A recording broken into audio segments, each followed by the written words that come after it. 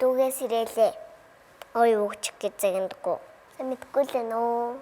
Би нэрээ цалингаараа бүгдийг цуглуулж агаад утас авах байгаа ач яг энэ шиг чуглаа 16 амнаа. Би утас авахаараа гоё их бүүд хийнэ. Их бүүд хэрэгтэй юмсуудаа л хийндэ. Өөе наа мэдээ уртлаа эхлэеч. Айлгуудад ахын гар өвдөөд штий. Цэми цоногтуудаа өглөөч нас ярд маань хүүхдийн мэдээ эхлэхэд бэл юм боллоо.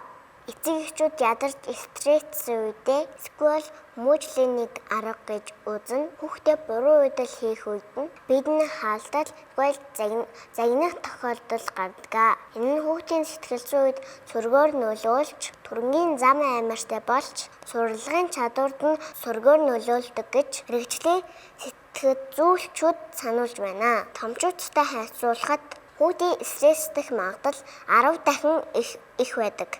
Тэгвэл хүүхдийн тусламжийн 108 утас нь өдөрт дунджаар 400-аас 500 дуудлага бүртгэгддэг байна. Хүүхдийг шийтгэх үед, хүүхдийг зодох үед, хүүхдийн шинийг сурах хэрэмлзэл буурж идэг.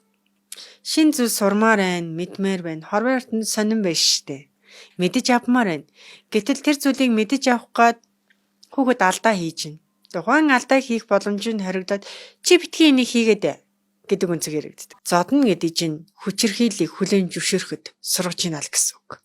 Тэгэхээр ээж нь зодж чинь, аав нь зодж чинь, тоншоод авч чинь гэдэг чинь эргүүлээд хин нэг тоншоод авахд хүрэж ийна л гэсэн үг. Тиймээс эцэг эхчүүдээ хүүхдүүд буруу зүйл хийгвэл заавал зодож загнах биш, ивээр ярьж ойлгуулсарай. Хүүхдүүдтэйгээ ярилцдаг байгаарай. Өнөөдрийн мэдээтэй хамт байсан баярлалаа эцэг эхчүүдээ баяртай.